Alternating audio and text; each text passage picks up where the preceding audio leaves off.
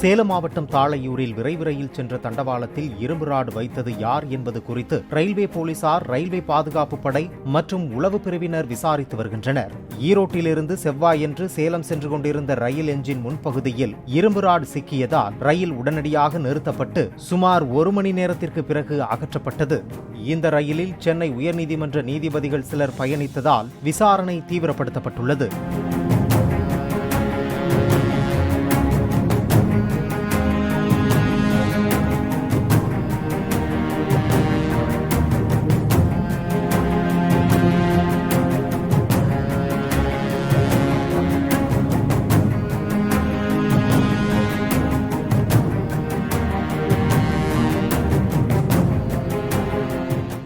Play store மற்றும் app ஸ்டோரில் இருந்து பாலிமர் செயலியை QR கோடு மூலம் பதிவிறக்கம் செய்யுங்கள்.